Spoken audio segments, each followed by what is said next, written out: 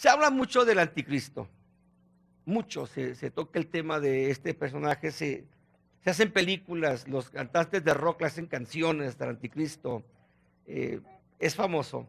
Sin embargo, poco conocemos acerca de otro personaje también de esta capacidad, de esta categoría, de este número, de este vuelo, que viene a preparar precisamente el camino del anticristo.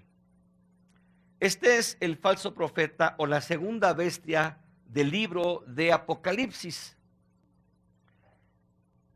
Este personaje es un ser enigmático, interesante. Vamos por partes. Nosotros tenemos a un solo Dios. No más un Dios tenemos. No tenemos más. Este Dios se manifiesta o se revela en tres distintas personalidades: el Padre, el Hijo y el Espíritu Santo. Satanás todo lo imita. Escúchelo muy bien. De tal forma que si nuestro Padre, nuestro Dios, nuestro Rey se manifiesta en tres personas, el anticristo o el diablo también tiene su propia trinidad diabólica. Esta trinidad diabólica se compone por entes malvados: el dragón, el anticristo y el falso profeta. El dragón es Satanás, imitando al Padre. El anticristo, del griego anticristos, no significa en contra, significa que se pone en lugar de Cristo.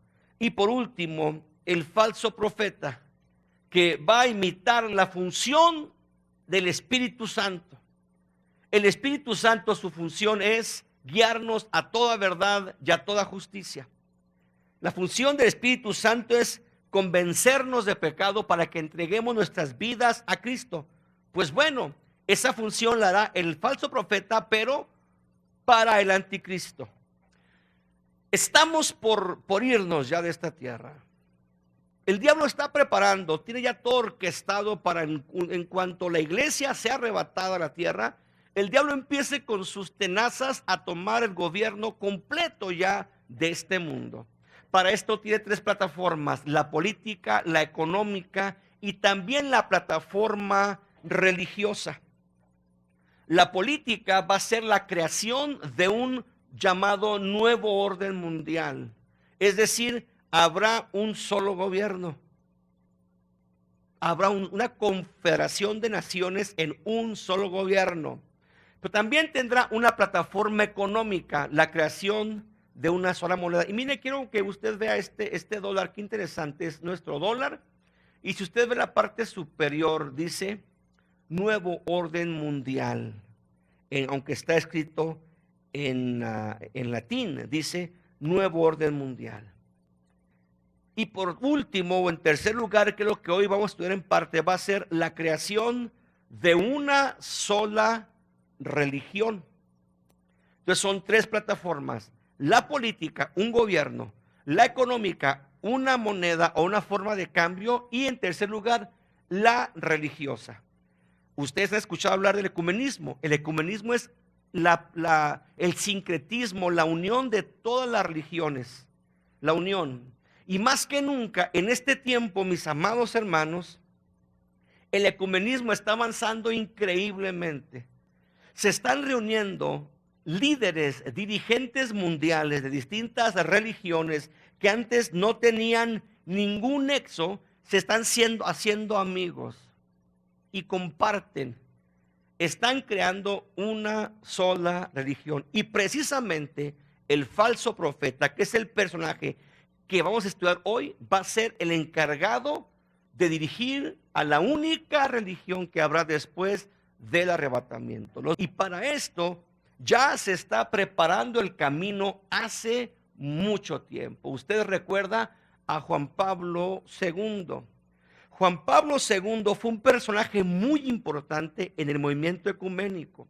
Juan Pablo II fue el que abrió las puertas, y abrió puertas para que distintas religiones, aún los judíos, lo recibieran, forjando así la plataforma, los cimientos de la creación de una nueva iglesia, una superiglesia que va a reunir a todas las religiones del mundo. Y usted ha visto el avance tan tremendo de esto. Predicadores tan famosos como el doctor Billy Graham es muy amigo del Vaticano. El doctor Billy Graham, un grande evangelista, un hombre conocido por su predicación. Aquí está la fotografía donde está un sacerdote romano poniéndole o colocándole lo que se llama el yugo romano. El yugo romano lo recibe la gente que acepta ser súbdito de la iglesia de Roma. Aquí está Billy Graham recibiendo el yugo romano, integrándose ellos mismos a lo que va a ser la religión más grande del mundo, la religión presidida por el falso profeta. Aquí vemos a la predicadora evangelista Kathryn Kuhlman, una mujer, cuentan que había o que hacía Dios, cuentan grandes milagros en oración de Kathryn Kuhlman. Hombres famosísimos como el pastor y evangelista Benny Hinn, también muy conocido, está aquí en esta fotografía con el Papa Juan Pablo II. Es increíble el avance que Juan Pablo II tuvo, la penetración que tuvo el catolicismo en las demás iglesias del mundo. Aquí está Juan Pablo II con un jeque árabe besando el Corán. Y aquí vemos una fotografía también con Juan Pablo II reunido con un grupo grande de monjes budistas, de sacerdotes ortodoxos griegos, etcétera, en reuniones ecuménicas, creando lazos para la preparación de una sola religión. En la siguiente foto vemos a Juan Pablo II tomando la marca de Shiva. Shiva es el dios destructor de la religión del budismo. Juan Pablo se hizo amigo de todas las religiones. Aún los judíos, los rabinos tan celosos, también abrieron sus puertas a Juan Pablo II. Murió Juan Pablo, pero dejó un cimiento muy fuerte para el movimiento ecuménico. Aquí vemos a Marcos Witt en una reunión en Argentina con el obispo Cantalamessa, que es el obispo que mandó el Vaticano para los asuntos ecuménicos, Juan. Y creo que la convocación de hoy es un camino nuevo, peligroso, difícil, pero que potencialmente nos puede llevar a una nueva historia, y hay que escribirla usted y yo. Honro a mis padres, honro a mis abuelos, soy cuarta generación predicador por lado de mi madre. Honro lo que Dios ha hecho a través de ellos, pero es un nuevo día y necesitamos buscar un nuevo camino. Yo me uní a esta invitación porque quiero investigar este camino. Quiero caminar por esta vereda diferente, porque ya conozco la otra. Y que Dios nos dé la sabiduría, la gracia, para poder tener el acercamiento que yo sé que está en el corazón de Dios. Por eso estoy aquí. Bueno, la pregunta para Cantalamessa es ¿cuál es su opinión al respecto? Porque si Juan Pablo II hizo un énfasis tan importante en llegar a Jesús a través de María, y también hizo un llamado a la evangelización en el mundo entero a través del Cristo eucarístico, creo que los evangélicos que se están sumando a este nuevo camino, yo nunca supe que había un nuevo camino, pero bueno, como dice Marco Witt, entonces creo que nos tiene que interesar saber cómo es este nuevo camino y cuál es su opinión, ¿no? Es interesante, vemos a Alex Campos cantando en un concierto y usted puede ver que trae un rosario. Mucho se rumora que tú has dicho en una entrevista que eres católico.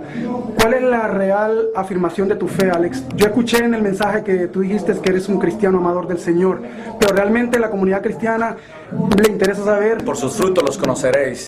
Cura para el alma con el tema del día, cantándole a Dios. Esto sí que me gusta. Ahora sí, Alex. Ahora sí. De felicidad, te vengo a decir toda la verdad, que te amo, Señor, te adoro, Señor, con el corazón. Vamos enseguida a ver un video donde Luis Palau, uno de los más importantes predicadores del mundo hispano evangélico, valida y felicita al nuevo Papa Francisco por su designación como el nuevo obispo de Roma. Yo creo que el mundo cristiano puede regocijarse que el cardenal Jorge Bergoglio de Buenos Aires, Argentina, ahora es el Papa Francisco. Para los latinos es una emoción muy grande, el primer Papa de la América Latina. Lo que a mí me entusiasma es que el Papa Francisco es centrado en Jesucristo, toma a pecho la palabra de Dios, la lee todos los días, hace oraciones a Dios y es un hombre que quiere ver que el Evangelio de Jesucristo corra por todo el mundo. Es una gran bendición y debemos orar por él como él nos ha pedido. En el siguiente video vemos a Dante Gebel también diciendo que la designación de Francisco como Papa del mundo católico es de Dios. What are your thoughts concerning the new Pope? Él es también de Argentina, He's ¿verdad? also from Argentina, correct? Yeah. Él es muy conocido He's very well known en Argentina. in Argentina. Su trabajo como sacerdote. His job as a priest. Y muchas veces él ha hecho muchos trabajos por la juventud And many times he did lots of things for the youth, y por los pobres también. for the poor. Siempre nos sorprendimos los argentinos. Sure about it. Pero sé que hay algo de Dios en todo esto. But I know there's something of God in ¿Qué le parece? Es de Dios. Hay algo de Dios en que Francisco ascendió al trono de Roma y Dante Gebel dice que hay algo de Dios, como que Dios está atrás de todo esto. ¿Quién es el falso profeta? ¿Quién es este personaje del cual la Biblia no habla mucho? No habla mucho.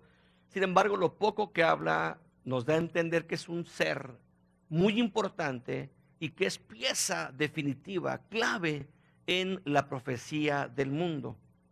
Apocalipsis 13:11 nos dice lo siguiente: después vi otra bestia que subía de la tierra y tenía dos cuernos semejantes, no iguales, semejantes a los de un cordero, pero hablaba como dragón. Acuérdense, la clave es semejantes a un cordero. Y ejerce toda autoridad de la primer bestia en presencia de ella. O sea, el poder de con cuernos de cordero o semejantes lo recibe de la primer bestia. Este personaje, el falso profeta con cuernos semejante a cordero, hace que la tierra y los moradores de ella adoren a la primer bestia cuya herida mortal fue sanada.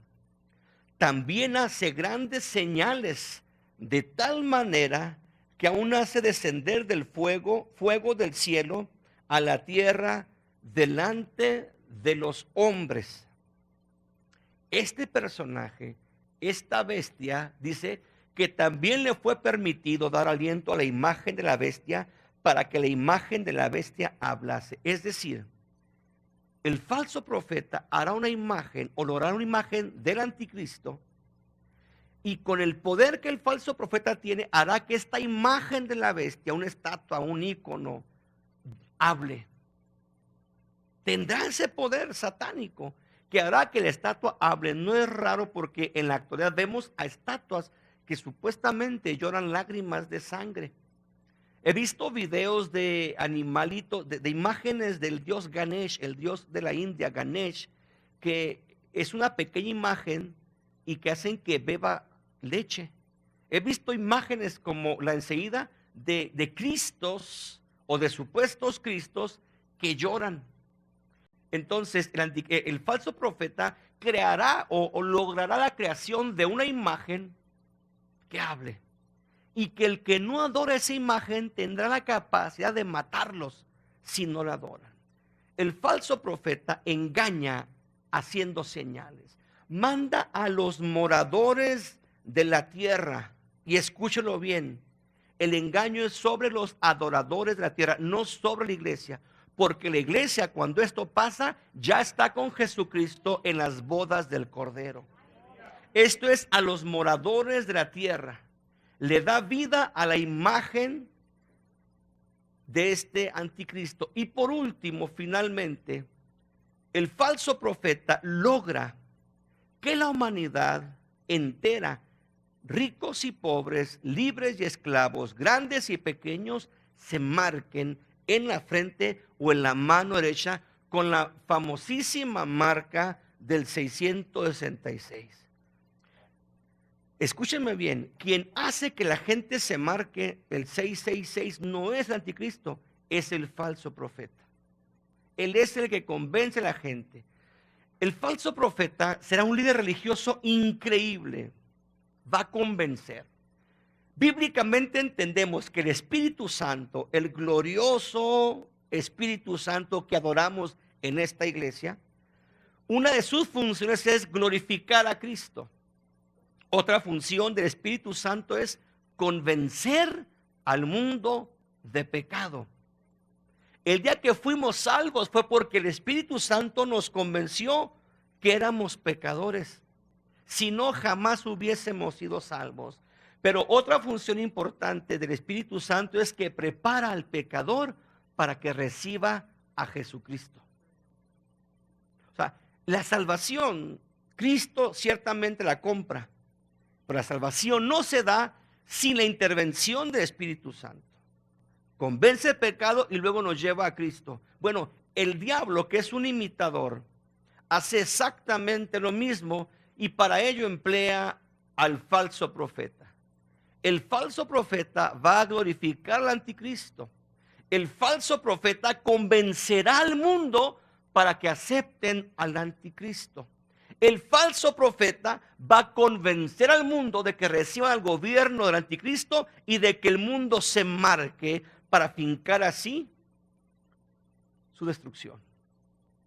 Podríamos decir que el falso profeta es un antiespíritu santo que se coloca en lugar del Espíritu Santo. Esta bestia o este personaje nace o sale de la tierra. La tierra, podemos pensar, es la misma humanidad, lo que el hombre crea, aunque algunos teólogos, algunos escatólogos piensan que posiblemente venga de Roma o de Palestina. Y yo no lo dudo. ¿Cómo es este falso profeta? Bueno, la Biblia nos da algunos aspectos de este falso profeta. Recordemos que Apocalipsis es un libro que está escrito a base de simbolismos. Recuerden, cuando habla de los 7 espíritus de Dios, no significa que hay 7 espíritus. Recuerden que el 7 es perfección, plenitud. Y si habla de los 7 espíritus de Dios, habla de la plenitud del Espíritu Santo. Entonces son simbolismos. Veamos a este personaje. Tiene 2 cuernos, semejante a cordero. Cuando usted piensa en un cordero, ¿en qué piensa? Pero hagamos a un lado a Cristo. Algo tierno.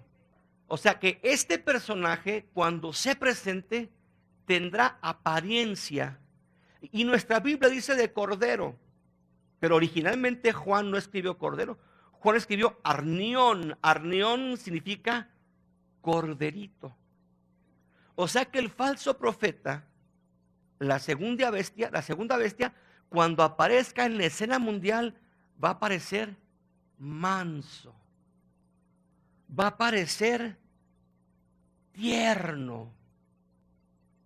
Cuando usted ve un cordero se ve así, que no daña, que no hace daño, que es tierno, que hasta invita a hacer un cariño. Así va a aparecer el falso profeta.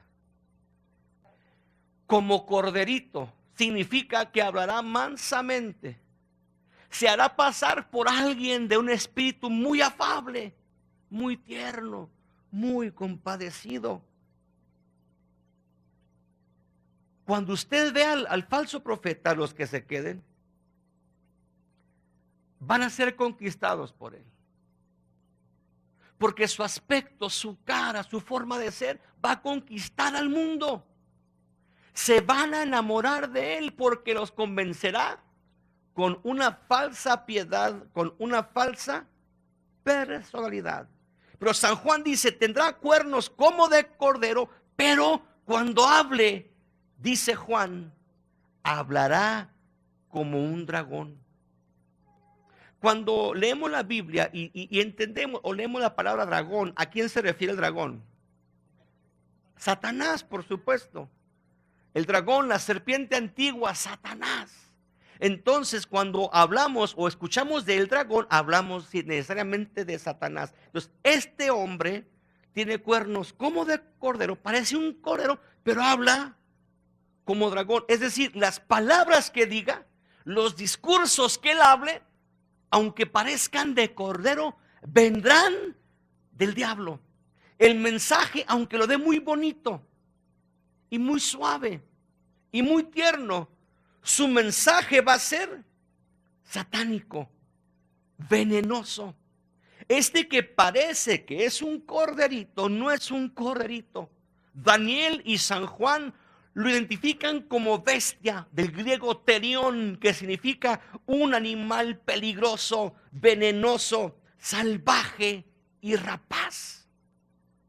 Vendrá como un corderito, pero en verdad va a ser una bestia destructora, salvaje y rapaz. Su poder no va a ser como el poder de Cristo. El poder de Cristo venía del Espíritu Santo. El poder de este falso profeta proviene de la primera bestia, el anticristo. Recibe autoridad del anticristo y finalmente convence a la gente de parte de Satanás. Antes que Jesús iniciara su ministerio público, se levantó uno que era una voz que clamaba en el desierto. Su nombre es Juan el Bautista, el más grande profeta de todos. La función de Juan fue preparar el camino para Cristo. El falso profeta va a imitar a Juan el Bautista porque va a preparar al mundo para que reciba al anticristo. Imaginemos que esta noche viene Cristo por la iglesia, no viene a la tierra. Cristo no desciende a la tierra. Viene en las nubes y los muertos en Cristo resucitan primero. Los que estemos con vida somos arrebatados y en las nubes nos encontramos con Jesucristo y de ahí nos vamos al tercer cielo. 7 años después, entonces sí viene Cristo. No confundamos el arrebatamiento de la iglesia con la segunda venida. Son dos hechos diferentes, 7 años de diferencia. Entonces, ¿qué caos producirá en la tierra? ¿Qué problemas generarán en la tierra cuando millones y millones de personas desaparezcan? Imaginemos los tumultos creados cuando millones desaparezcan, carros chocando, botes chocando, aviones cayéndose. Va a ser un caos. La tierra va a tener miedo. La tierra se va a horrorizar. Algunos entenderán que fue el arrebatamiento de la iglesia. La gente no sabrá qué hacer. La gente tendrá miedo. Y entonces aparecerá el falso profeta. Un hombre religioso muy importante, un hombre de mucho poder, de mucho empuje, que jala a mucha gente, aparecerá y dirá, no tengan miedo. Esos que se fueron eran gente fanática,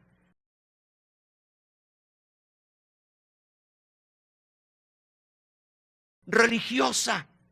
No tengan miedo. Les presento al que nos va a ayudar. Les presento al hombre que va a gobernar al mundo. Les presento al que va a ser la solución a los problemas. Recíbanlo a él. Acéptenlo a él. Y si lo aceptan, en la tierra habrá paz y seguridad. Y como señal de que usted lo aceptan, márquense en la frente o en la mano derecha. Y la gente increíblemente va a correr para que la martiren. El falso profeta convencerá al mundo para que lo reciban. El falso profeta convencerá a la gente de que el anticristo es la solución. Preparará el camino para el anticristo. Déjeme le muestro algo muy interesante. Hubo un hombre llamado Henry Spack. Henry Spack fue el secretario general de la OTAN, la Organización del Tratado del Atlántico Norte, algo así como la ONU. Henry Spack fue un brillante político que resolvió muchos conflictos, ayudó mucho a la humanidad. Y Henry Spack en cierta ocasión dijo algo muy significativo, y lo que vamos a leer, lo vamos a leer literalmente como Henry Spack lo dijo. Dijo Henry Spack: nosotros no queremos ya más comités, tenemos ya demasiados comités. Lo que nosotros necesitamos es contar con un hombre que posea la suficiente estatura para coligar a todas las demás personas y que nos saque de esta triste situación económica en la que estamos a punto de hundirnos. Mándenos a ese hombre, lo vamos a recibir, no importa si lo envía Dios o si lo envía el diablo. La humanidad, cuando el arrebatamiento venga, va a querer una solución. No importa si venga del mismísimo Satanás. Recordemos en México, en mi querida Ciudad Juárez, con tanta violencia, la gente, lejos de recurrir a Cristo, la gente en Ciudad Juárez recurrió a la Santa Muerte.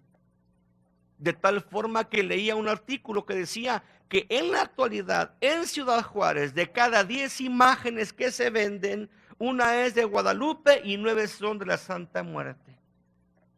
La gente quiere soluciones, lamentablemente acude a soluciones que le cuestan la vida eterna. La Iglesia de Roma siempre ha estado íntimamente ligada a el movimiento político. Este grabado es del Papa León III, que está coronando a Carlomagno, el emperador, fundando así lo que se conoció como el Santo Imperio Romano. Y si usted se fija, siempre los presidentes, los reyes buscan que los religiosos los validen, los reconozcan, los certifiquen para que la gente también lo acepte. En el año 800 después de Cristo nace lo que se conoce como el Santo Imperio Romano, cuando León III, el Papa, corona a Carlomagno, el emperador. Desde siempre Roma ha estado ligada a la política. Desde siempre Roma es un estado político. Nuestro presidente con el Papa anterior. Incluso el recientemente extinto ateo comunista Hugo Chávez besando la mano del obispo Ratzinger. El presidente Ronald Reagan. Incluso el extinto líder del movimiento palestino Yasser Arafat también se rindió y tuvo que ver políticamente con Juan Pablo II. Esta nota que aparece aquí la tomé de una revista, dice: el Papa Juan Pablo II y el líder político Yasser Arafat están frustrados por la ocupación de Jerusalén de Israel. Ya Francisco empezó también el avance político que está con la presidenta argentina, y desde siempre la Iglesia de Roma tiene nexos íntimos muy fuertes con el movimiento político a nivel mundial. Esta imagen que vemos es un símbolo del mercado o la Unión Europea. Ustedes saben que en Europa hay varios países que están unidos. En Europa ya hay una sola moneda, el euro. Europa ya es el avance más grande del anticristo. Y en Europa usted puede ver que el símbolo de ellos son las 12 estrellas. Es el símbolo de el mercado común europeo o la Unión Europea. Aquí vemos una fotografía de la bandera oficial de la Unión de Países Europeos. Es un país compuesto por varios países. ¿De dónde salió la idea de las 12 estrellas? Sencillo, la Virgen, específicamente la Virgen de Fátima, y la Virgen en general tiene 12 estrellas en torno a su cabeza. Roma siempre ha estado detrás del movimiento o el poder político. A Roma siempre la llaman para que valide el poder político. Y de esa forma, así como el Papa León III coronó a Carlomagno, de esa forma el falso profeta va a coronar o a validar o va a recomendar al mundo, al anticristo, para que el mundo lo acepte. ¿Quién podrá ser el falso profeta? ¿Quién o qué características tendrá el falso profeta? En primer lugar, va a ser un líder religioso de gran poder. Un líder religioso que todo el mundo va a aceptar. No creo yo que sea un predicador evangélico. No creo yo que sea un maestro del Islam. El único que reúne los requisitos de que siendo un líder religioso el mundo lo ame, lo acepte y lo apruebe es el Papa de Roma. El mundo lo va a admirar. El mundo le va a creer lo que les diga. Y el mundo va a ser engañado por el falso profeta. ¿Quién podrá ser este líder? ¿Un gurú de la India? No, difícilmente. No hay ningún gurú, ningún maestro de la India o budista que tenga la fama y el poder para que el mundo lo ame. Algún Mahdi, algún maestro, algún imán, algún maestro musulmán, tampoco, al contrario, les tienen miedo. Entonces, ¿quién podrá ser el falso profeta? ¿Podrá ser acaso un papa? Y la pregunta más fuerte es, ¿será acaso Francisco?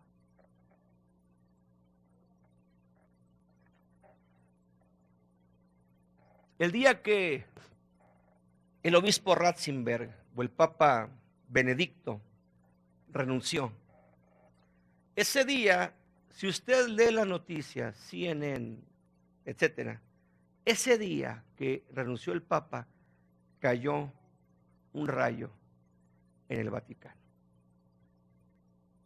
Ese día que el obispo de Roma renunció para dar paso al nuevo Papa Francisco, ese día, interesantemente, puede ser casualidad, pero ese día cayó un rayo en el Vaticano. Qué interesante. Yo no afirmo nada, nada más les comento lo que San Lucas escribe. Yo veía a Satanás caer del cielo como un rayo. El rayo es un símbolo universal de Satanás. Incluso grupos de rock satánico como AC/DC, como el grupo Kiss, han empleado desde siempre el rayo, la S, como un símbolo de Satanás. Aún la policía de la Alemania nazi tenía también entre ellos a ese símbolo de la SS.